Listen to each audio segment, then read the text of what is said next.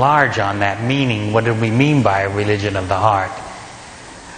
Jesus was approached with this very question, and it was recorded in the Gospel of John, and I'm going to read it to you here. He's being questioned on who has the right religion. And it was the woman of Samaria. And she's asking him, we worship on this mountain and you worship in Jerusalem. And we want to know who's the true worshipers. She says, our forefathers worshipped on this mountain, and you say the place where men must worship is in Jerusalem. Jesus said to her, Atta, woman, believe me, and it's a very polite term. It's more like madame in English, but we have to translate it as woman. Believe me, the time is coming when neither on this mountain nor in Jerusalem will they worship the Father.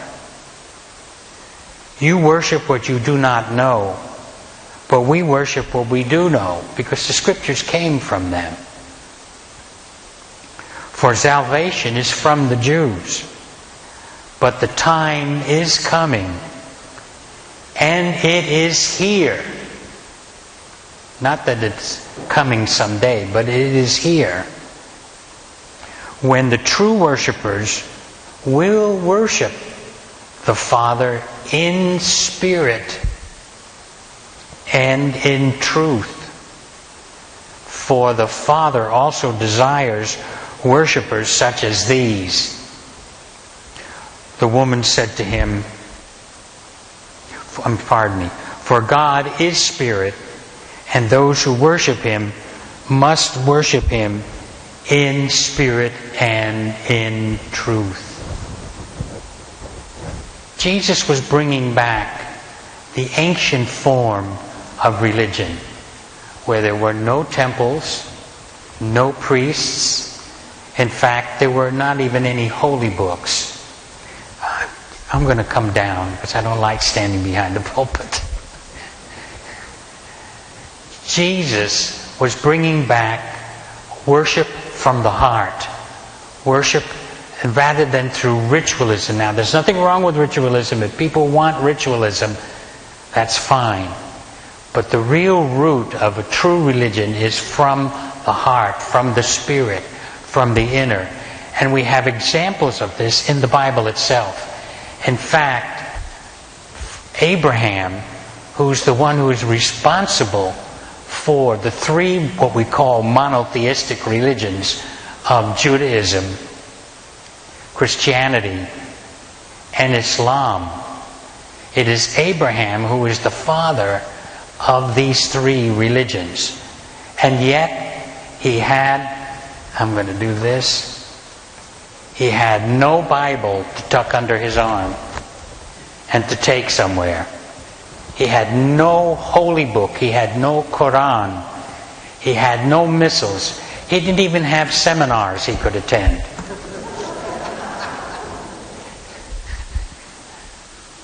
And yet, he found something so tremendous within his own heart. If you read his story in Genesis, which actually starts a little bit before the 12th chapter. It's the last half of the 11th chapter of Genesis. If you start there, and then beginning with the 12th chapter, and finishing at the 25th chapter, it's not his biography or his life. It's a recording of his experiences with God. One of the mistakes we make with the Bible is the Bible wasn't written by God. Yet people have that idea that the Bible was written by God. He never pushed the scribe aside and took the pen out of his hand and said, let me take over. He never did that. It's okay to smile. We take it the wrong way. The Bible was written by people who had experiences with God. That's the difference. You have to understand that we reversed it. We made it as if God wrote it. But God didn't write it. People had certain experiences, and it was written down, whether they were good or bad or indifferent or what. everything is written there, but it was written by people's personal experiences. And without having to go into detail on the Bible, Abraham then, the story of Abraham is his experiences with God, what he had personally. And as I said, he had no book, he had no priest, he had no temple, he had no synagogue, he had no church, he had no mosque. The only mosque he had for prayer was his own heart. The only place of privacy was within himself. And this goes way back over 4,000 years ago with Abraham. What did he have? What book did he have? What priest did he have? He had nothing. Absolutely nothing but his own heart. And this is what Jesus was bringing back. That's why he said, it doesn't matter. It's not on this mountain or in Jerusalem that will worship the Father, but that will worship the Father in spirit and in truth, coming from within your own heart. It's simple. This is one thing I always say about Jesus that I had against Jesus. Too simple. But we didn't have to worry because the church took care of that later on. See? Complicated it completely, adding all kinds of things. And what was a simple sense of oneness and unity with God and a relationship with the Spirit within oneself, which is there. It's in everybody, whether they recognize it or not. Some refuse to recognize it. That's okay. That's their business. But those who have found it recognize it has always been there since childhood. Every human being's endowed with it. And this man, Abraham, was how was he guided? If he had no book, if he had no special place he was going, how was he guided? He was guided by his own visions and dreams. In fact, his dreams were so tremendous that at the end, in his dream, God told him in his dream. And most of the time when you're reading the Bible, most people don't realize it, but they're reading dreams. All the appearances of God and angels and everything when you're reading Scripture are in dreams. But it's told as if it actually is happening in the outward world, but it's happening in the inward world. And it's the soul that is experiencing the dreams and the visions. The dreams were the visions. And Abraham was guided by these dreams. In fact, he was told to leave his place of his nativity, was told to leave his place that he was familiar with and go to somewhere that God would show him. And God hadn't showed him where. He just said, go. And he went and he obeyed it because he had simple faith in his own heart and in his own spirit and in his own mind and in his own being. It's amazing to have that kind of faith, but he did. I often wonder, would I have that kind of faith that he had? Because we lean so much on ministers, teachers, which we're provided with them and which is good. But how did he do it? How did he do it? He trusted his inner sense of godliness. He trusted his inner sense of goodness. He trusted his inner sense of what was right. Without a book, without any legislation, without anything like that. He was free, yet he understood something on the inside. He found that goodness. He found that stream of life, that stream of spirit, which we call God. He found that. And he obeyed that in his simple dreams and vision. And he traveled. And the thing is, when people asked him about his God, he had nothing to show. And in the ancient world, you needed a God. You needed a picture of the God. You needed a statue of the God of silver, gold, or wood, or something. You needed, or stone. You needed something to show your God. He had nothing. What did he have? Spirit. But spirit is invisible. It's totally invisible. So he had no competition with all the other gods. That's why when he traveled all through the Near East and went down into Canaan, which today would be, of course, Israel. In the ancient days, it was called Canaan, and he traveled all from way over from Ur of the Chaldees, traveled all the way from, in other words, from the Iraq area, came all the way over and down, and he would run into hostile tribes. But what protected him was his belief in God. A belief in God in the sense that he was invisible. He had no God to show. So there was no competition, no problem when he met these other tribes that were hostile. When they asked him, what about his God? He says, the God of heaven and earth. That's it. No competition. Well, then you can pass through my territory. You can pass through my areas. In other words, he was protected. And that's what he was told in his dreams, that he would be protected wherever he went, wherever he traveled. But he believed in that, in a dream. Can you imagine that? Believing in a dream? And yet, even today, people who believe in their dreams come up with something. Without dreams, we wouldn't have that chair to sit in.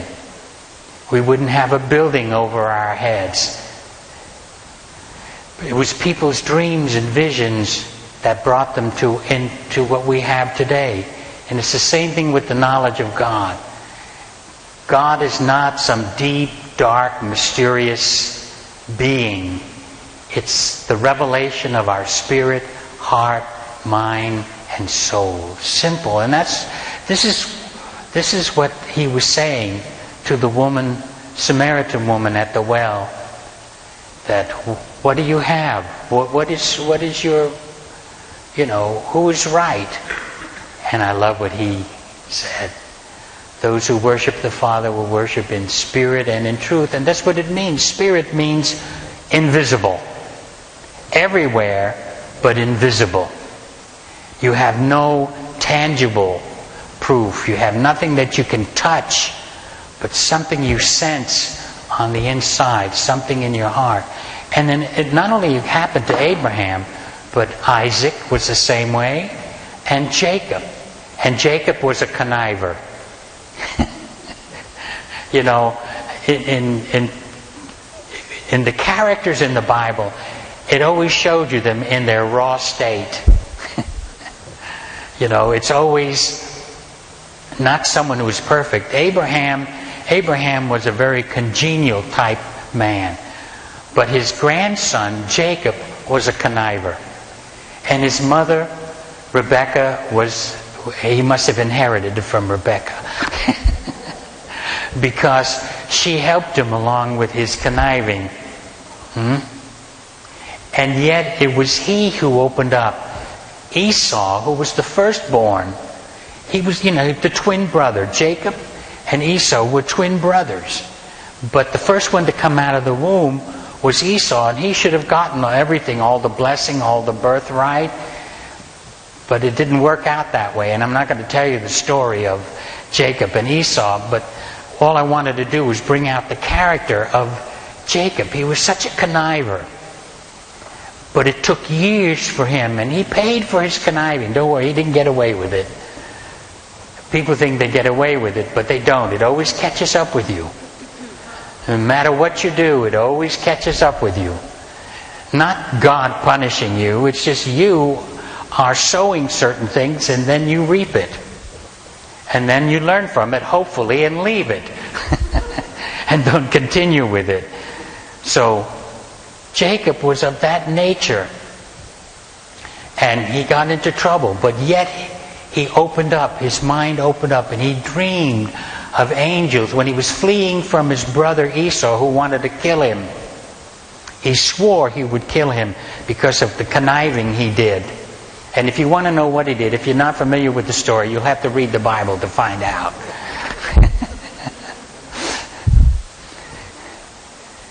And he was running. In fact, his mother supplied the food and the clothes for him to run up to Uncle Laban, way in the north in Haran, and to flee there. And And when he was on his way there, he stopped at a place and he slept. And during his sleep, the heavens opened. And he saw this wonderful, beautiful ladder coming down from the sky. And he saw messengers ascending and descending, going up and down this ladder. And of course, when you dream of a ladder between heaven and earth, this is Near Eastern symbology here. You have to understand Eastern symbolism. When there's a ladder between heaven and earth, it always means harmony. Heaven and earth joined together.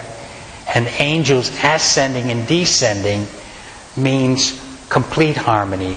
Angels coming down, angels going up. And the word angels there, don't think of winged creatures. The term angel simply means messengers, which means that he would return to the land. He would return to where he was fleeing from his twin brother. That he would and be in harmony. That he would be okay. And he knew this, but yet he fled on. He fled and went to Haran, to Uncle Laban, and there he was 21 years separated from his family, separated from his mother. And then he met Uncle Laban, who was a trickster just like he was, and who did all kinds of conniving to him too. And I mean, that whole family that came from Haran, Rebecca came from Haran. Not from Abraham, but from Haran. He inherited all that nice, clever way of getting things, you know.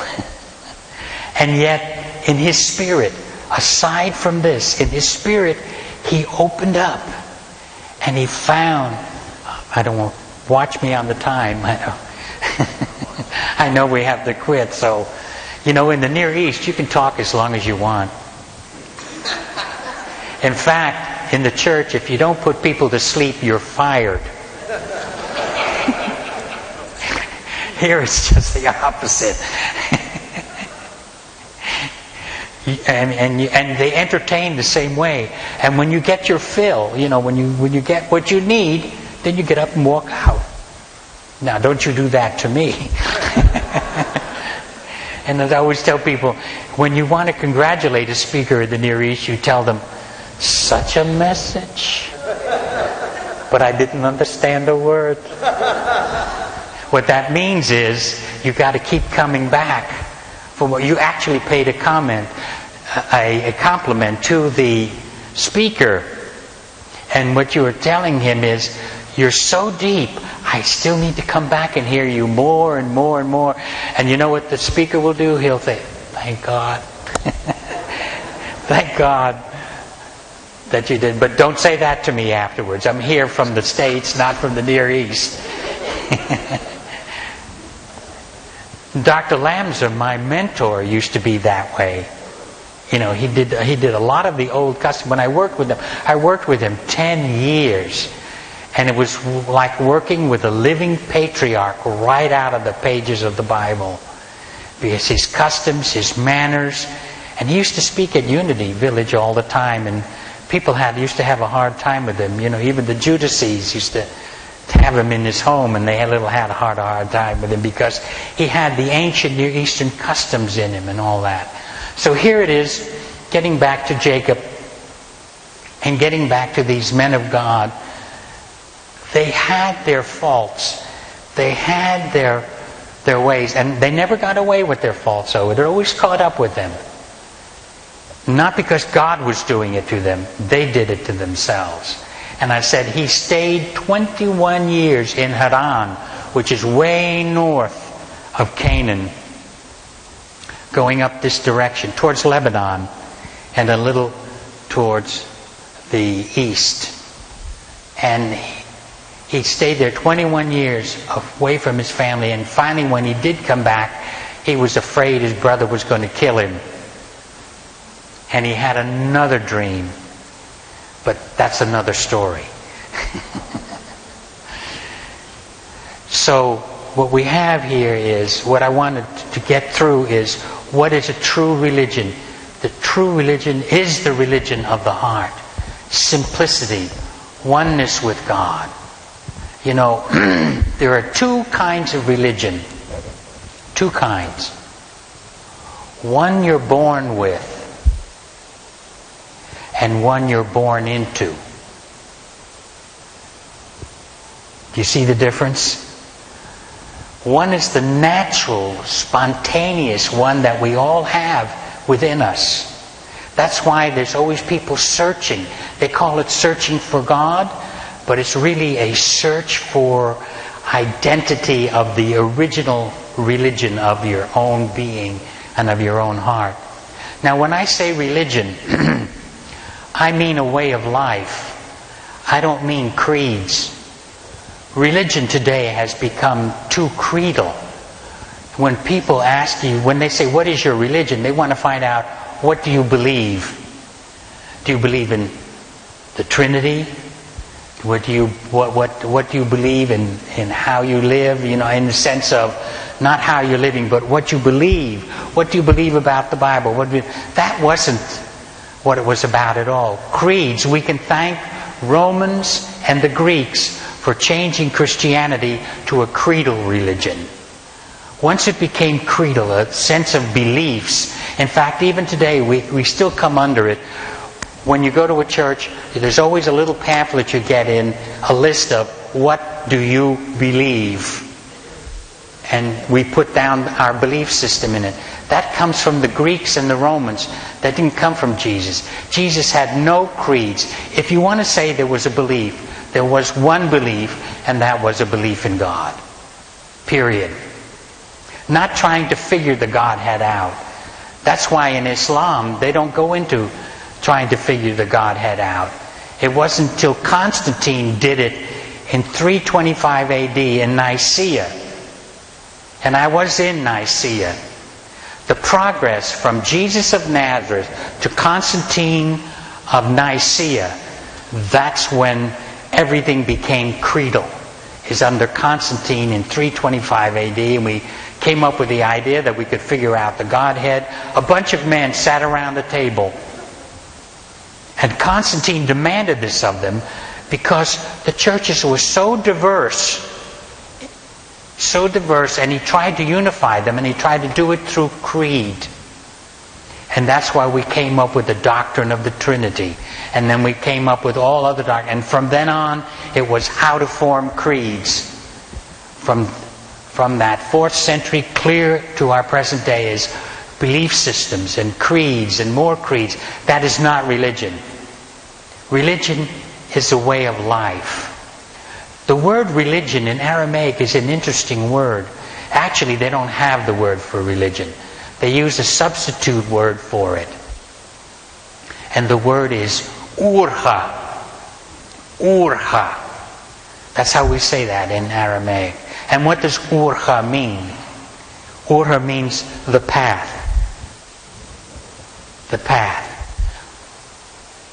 The road. The way. That I can translate it 3 different ways. The path, the road, the way. That's what religion in Aramaic and in the Semitic languages meant. Because it meant, how do I walk? How do I walk? How do I live my life?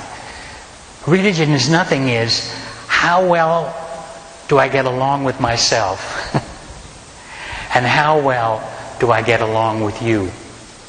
That's what religion is to. Religion was to make life happy here on earth. You know what makes life difficult here? Living with you. Come on now. Isn't that the truth? If you're going to have trouble, where does it come from? Out of the sky? When we have trouble with nations, where does it come from?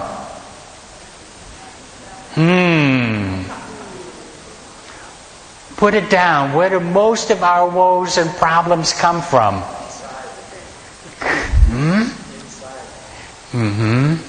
And being with you.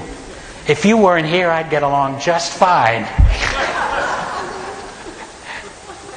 Come on now. It's the adjustments. It's the changes in relationship So religion was meant to bring a way of life, a path of life where we would get along with one another. And that is the religion of the heart.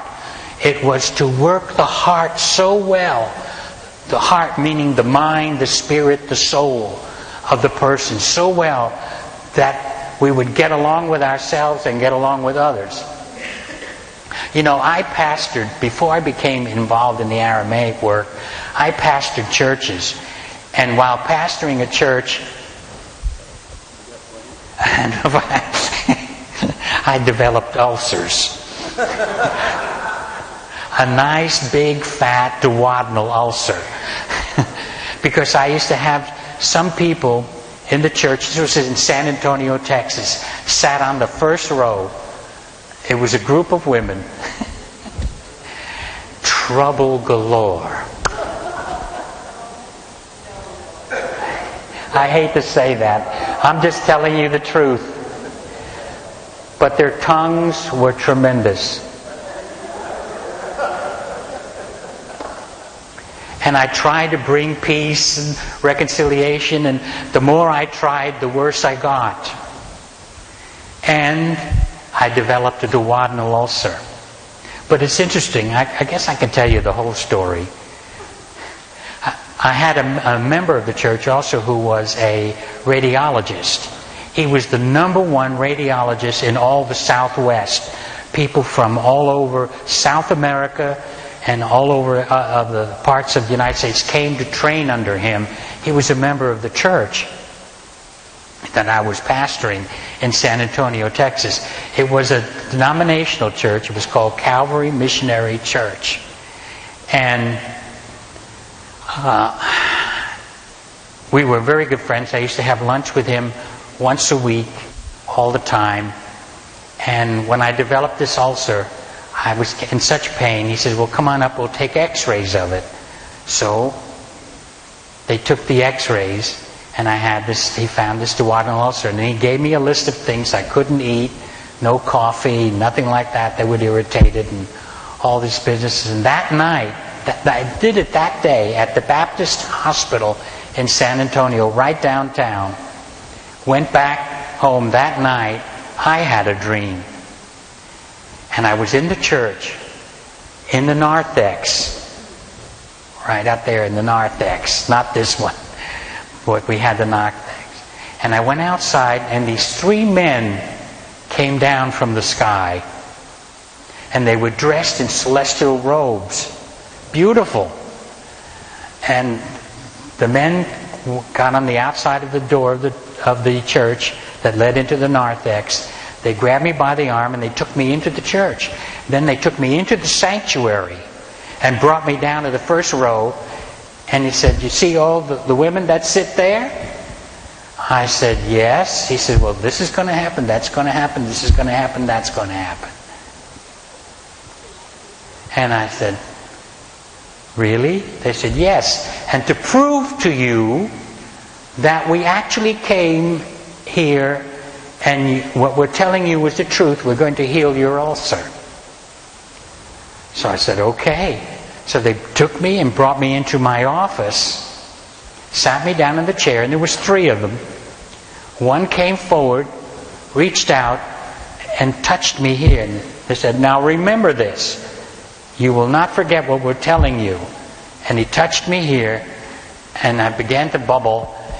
And then I felt like I was going to regurgitate because it kept coming up higher and higher and higher. And I thought, oh, this is it. And I woke up. And the bubbling was there. It was going on. I woke my wife up and she said, what's going on? I said, 3 angels visited me. And I told her what happened. She says, well, we'll see. I said, but it's calming down. I says, I believe my ulcer is healed. She says, well, you call Dr. Thaggart in the morning and find out. So I called the next morning. I told, and since I was his pastor, he believed what I said. I said I had 3 angels visit me last night in my sleep. And I said, they healed my ulcer. I said, but My wife doesn't believe me. No one believes me. I said, there's only one way to prove it, is to come up there and get x-rays again. He says, come on up, because he didn't charge me for the x-rays. He says, come on up, I'll take your x-rays again. And of course I had to drink that barium and all that stuff all over again, which I hated. Then he came out with a shocked look on his face. He said, your ulcer, it's totally healed over. Totally healed over. There was just scar tissue that was there. Showing that it was gone, and the scar tissue was there. And he says, whatever you received, because I didn't tell him the whole dream. I didn't tell him what I was told about what would happen. And exactly happened what I was told. It came. Because this is something that they were sowing and that they would reap. They were hurting themselves and didn't know it. And I tried to help them, but couldn't do it. Couldn't do it. So they had to taste life another way, which they did. Which I'm not going to go into. But my point is that God is with all of us, the religion of the heart. And since I was a child, even though I was brought up in the Roman Catholic faith, I always had something that was always there with me. So there's always the two religions. The religion we're born with, which is natural in us, which is spontaneous in us, and the religion we adopt because we're born into it. We're born into that. And I had no other. Being of Italian descent, I had no choice. No one told me, about baptism. I was baptized when I was a baby. And I went to the Roman Catholic school, went to the priest and all that, and this is what I was adopted with. Time? No, I was just... Oh. It is the time. So it's the religion of the heart. As Jesus told the woman at the well, the Samaritan woman, and she thought she was so right. Everyone thinks we're so right when it's the rightness of the heart. It's the rightness of how I get along with myself. It's the rightness of how well I get along with you. The real meaning of a true religion, the test, the raw test of it is, how well do I get along with you?